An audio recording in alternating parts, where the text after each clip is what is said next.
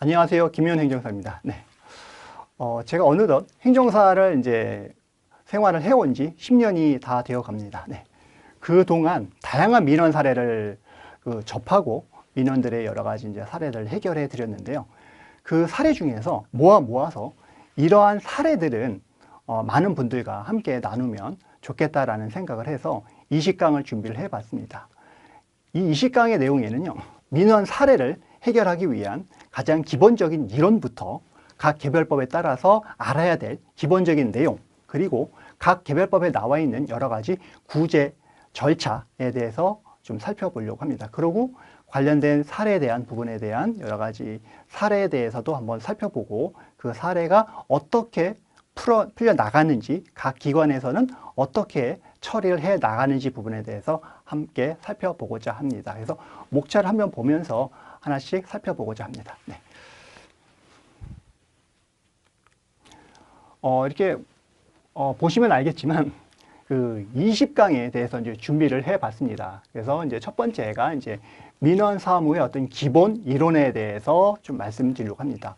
우리가 민원을 해결할 때는 민원에 대한 어떤 기본적인 내용을 아는 게 가장 중요하다고 생각을 합니다. 그래서 민원사무법에는 민원에 대한 어떤 정의부터 민원이 어떠한 종류가 있는지, 고충민원이 무엇인지, 건의민원이 무엇인지, 질의민원이 무엇인지 이런 부분에 대해서 좀 자세하게 나와 있고요. 그래서 기본적인 이론 정도는 알아야지만 이 전반적인 20강을 좀 소화를 하시는데 도움이 되지 않을까라고 해서 민원 사무에 관한 어떤 기본 이론에 대해서 준비를 해 봤습니다.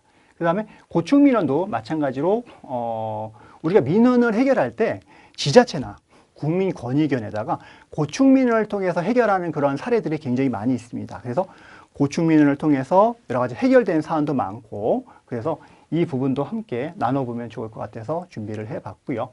다음은 이제 공익신고 부분이 있는데, 관한 이제 우리 주변에 많은 공익침해 사안들이 있습니다. 이런 공익침해 부분이 본인을 비롯해서 우리 주변 이웃들에게 여러 가지 공익침해로 인해서 많은 불편과 손해와 이런 부분을 주는 부분이 있기 때문에 공익민원 신고를 통해서 해결할 수 있는 민원 방안도 있다라는 부분들을 좀 설명해 드리고 싶어서 준비를 해 봤습니다. 그 밖에 5강, 6강에는요, 청원이라는 제도가 있습니다. 이 청원이라는 제도는요, 헌법상 이제 관련된 이제 규정이긴 하지만 이 부분에 대해서 알지 못하신 분들이 굉장히 많이 있으신 것 같아요. 그래서 제 생각으로는 이제 다양한 여러 가지 방안을 통해서 해결했음에도 불구하고 좀 해결이 이제 어려웠던 부분들은 마지막으로 한 번쯤 해볼 수 있는 부분들이 뭐 청원이라는 제도가 있지 않을까 생각을 해서 이런 제도도 있다라는 부분들을 조금 소개해드리고 싶어서 준비를 해봤습니다. 그 밖에 이제 감사원을 통한 어떤 민원 해결에 대해서도 이제 준비를 해봤고요. 이제 감사원의 뭐 감사 제보라든가 감사 심사 청구 이런 부분도 있습니다. 이런 부분에 대해서 좀 설명을 드리고 싶고요. 그 다음에 이제 밑으로 가서 이제 개별법의 부분들을 이제 나머지 강에서 쭉 얘기를 말씀드리려고 합니다. 건설산업기본법이라든가 건축법이라든가 환경 피해에 관한 부분에서 구제를 받을 수 있는 이제 환경분쟁조정법이라든가 국세기본법에 관한 부분 민원 해결 방안, 또 우리 이제 출입국 많이 하시잖아요. 우리. 외국에 많이 나가시는데 많은 대표님들이 출국금지 처분을 받아서 밖으로 나가시지 못해서 원하는 사업을 못 하시는 경우가 꽤 있었습니다. 그래서 그러한 어떤 기본적인 이론과 사례에 대해서 같이 나눠보고자 합니다. 그리고 우리가 이제 많이 적용을 받는 국민건강보험법이라든가 노인장려요양법에 관한 어떤 민원 해결 사례, 그 다음에 구제 방법, 이 부분에 대해서도 구체적으로 살펴보고자 하고요. 마지막으로 부동산.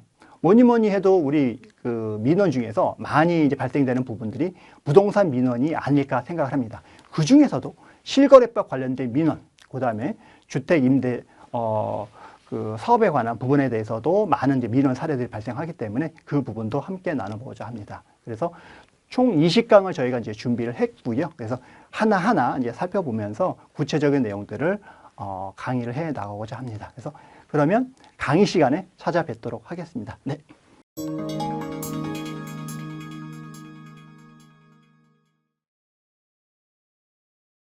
다음은 이의신청 결정 좀 사례를 볼게요. 환수처분을 받은 거예요. 환수처분. 네.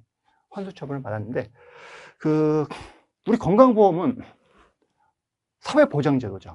사회보험입니다. 그래서 일단은 치료를 받으면 공단에서 이제 관련된 이제 보험급여가 이제 나가도록 되어 있습니다. 보험급여를 나가는데, 그리고 나서 그 의료기관에서 이제 청구를 하겠죠. 그러고 나서 그러면 해당 그 보험급여를 심사하는 그 국민건강보험에서는 이 부분이 관련법에 따라서 적정하게 이게 보험급여가 나간 건지 아닌지를 확인합니다. 근데 A라는 사람이 치료를 받았고 그 부분이 이 사람의 뭐 고의나 중대한 과실로 인해서 뭐 범죄 행위로 인해서 이 사람이 그렇게 치료를 받았다라고 판단이 되게 되면 환수를 합니다.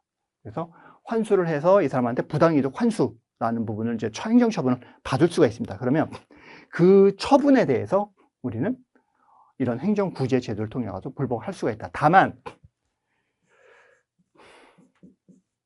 구상금이 들어오는 경우 있어요. 구상금은 뭐죠? 예를 들면 제가 옆에 A라는 사람을 때렸다고 칠게요. 그럼 이 사람이 다쳤어요. 그럼 병원 가서 치료를 받겠죠? 그러면 건강보험공단에서 급여를 지급할 거예요. 그렇죠? 이렇게 지급을 하고 나면 이 급여에 대해서 이제 공단에서 구상을 합니다. 구상을 해서 들어왔을 때 이 구상 청구에 대해서는 이의신청이나 이런 대상이 아니라 요거는 소송으로 가셔야 됩니다. 민사소송을 해서 구상금 관련된 소송을 통해서 처리를 한다라고 이해를 하시고, 행정처분인 경우 부당이득 환수처분이나 이런 데에서는 행정처분이기 때문에 이런 거는 행정처분에 대해서는 관련된 법에서 규정하고 있는 구제 절차에 따라서 구제를 해보시고, 그리고 안 되면 행정소송을 통해서 해결을 한다라고 이해를 하시면 될 것 같아요. 이해가 되셨죠? 그리고 요거 하나 또 팁 하나만 드릴게요. 우리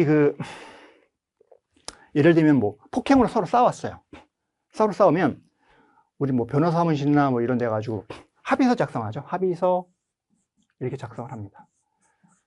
근데 이 합의서를 잘 작성하셔야 되는데 이 부분은 이제 뭐 변호사님들도 잘 모르시는 것 같더라고요. 아무래도 변호사님들 민형사 위주로 해서 뭐 하시기 때문에 그런 것 같은데, 행정적인 부분들이 안 나가지고 낭패를 보시는 경우가 꽤 있으세요. 어떤 부분이냐면 합의를 할 때 대부분 일반적으로 어떻게 쓰죠?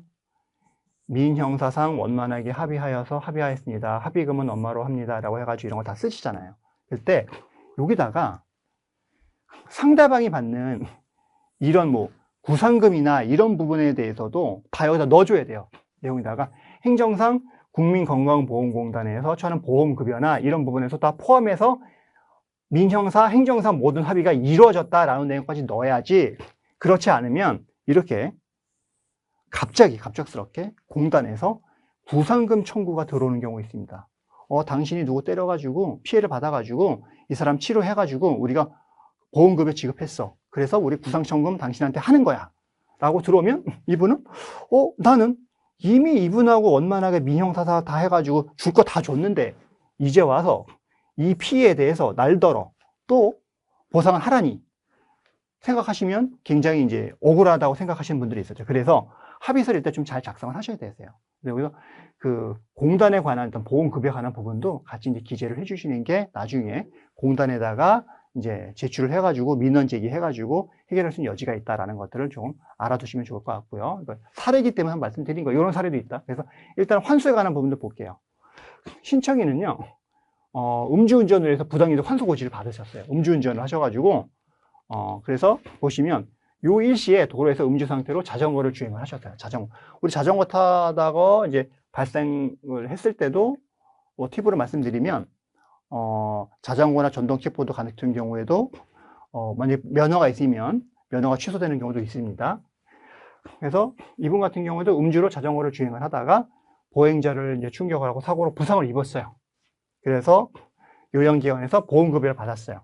그래서 공단은 이 부상과 관련된 법령에 따라서 고의, 중대한 과실로 인한 범죄 행위로 기인한 것으로 판단을 해서 공단 부담금, 공단에서 부담금이 있잖아요. 본인이 부담하는 금액이 있고 공단에서 부담금하는 부분이 있는데 그 금액에 대한 부분들을 당신이 잘못했잖아. 그렇기 때문에 이 부분은 우리 공단에서 지급한 부분들은 부당이로 우리가 환수를 할 거야. 처분을 받으신 거예요. 그래서 어떻게 하냐? 교통사례처리특례법 3조 2항의 단서의 제12조 위반 항목을 위반하여 발생된 보험사고의 경우 특별한 사정이 없는 한 중대한 과실로 인한 사고에 해당하여 급여 제한 대상으로 봄이 타당하다.